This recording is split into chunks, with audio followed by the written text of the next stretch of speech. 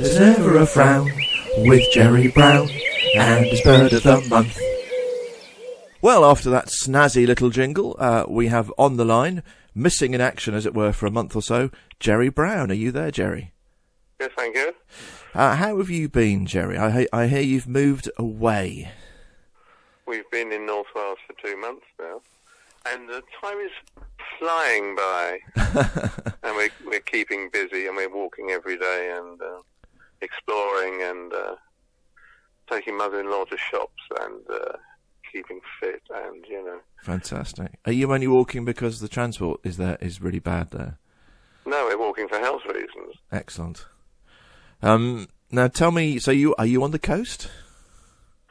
If I leave the door now, I shall be on the coast in 10 minutes walking.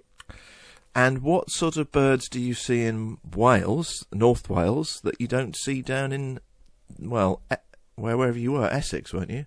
Wherever you are. My favourite bird at the moment is actually the curlew. Right.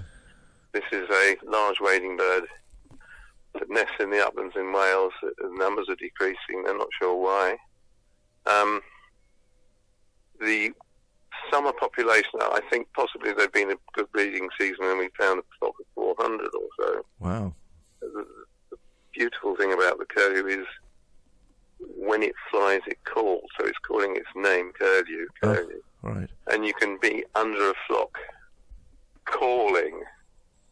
And this happened to us in November when we went to Penmon, which is on Anglesey near Beaumaris, and there was a flock sort of roosting because the tide was in and they had nowhere to feed.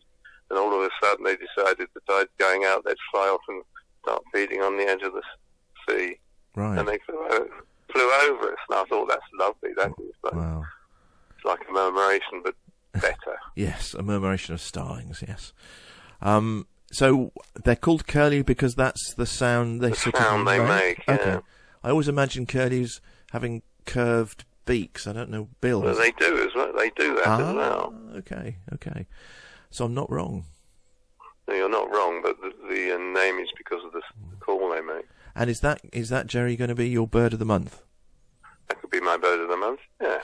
Fantastic. So what else is happening at this time of the year as we move into July, bird-wise? I was thinking this garden 2 months ago, the blackbirds were singing their hearts out. Yeah. And this morning when I went into the garden to chastise the cat who'd set all the blackbirds doing their alarm calls, they've stopped singing now.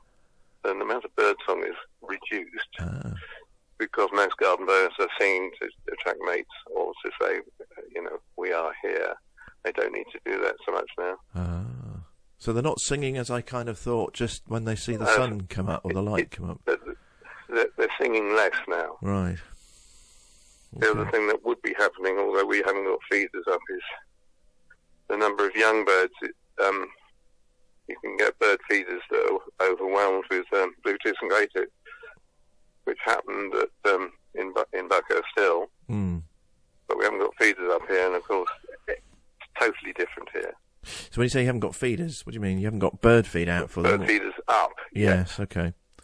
But you presume you don't need to have bird feeders because there's plenty of wild vegetation and things for them to eat? There is a certain truth to that. But if you do put feeders up, you find that some birds feed. The question is, should they rely on bird feeders? That's always open to arguments.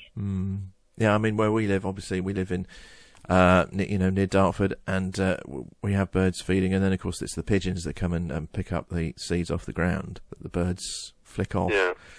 So we get a lot of pigeons. You get a lot of pigeons there, Jerry? In the garden, no, but yes, around there is. In Buckhurst still we used to have regular wood pigeons in the garden every morning. Seagulls you have lots of, I'm assuming? We have a large population of herring gulls here. Right. Herring gulls are interesting because they have their own language. So it's not a call or a couple of calls, maybe, or 10 or 15 different calls meaning different things. Oh, wow. Okay. Right, so your bird of the month is the curlew. That's fantastic. Any other birds that you perhaps didn't expect to see when you moved out Wales way? Well, it is totally different to Epping Forest. It's more to do with some things are much commoner and some things are scarcer. This stuff's different.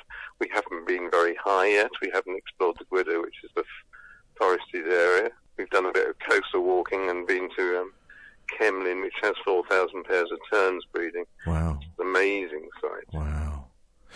And, okay, Jerry, well, it's nice to speak to you. I'm glad you're getting on well in Wales.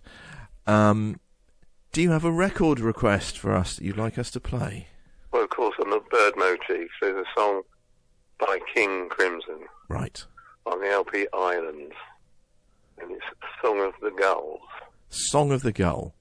All right, we'll Song of the Gulls. We'll get that on the turntable for you now. Okay. Thank you very much. So good luck with it all, Jerry, and all being well, we'll speak to you next month. Cheers. Bye-bye. Darren's Valley's radio station.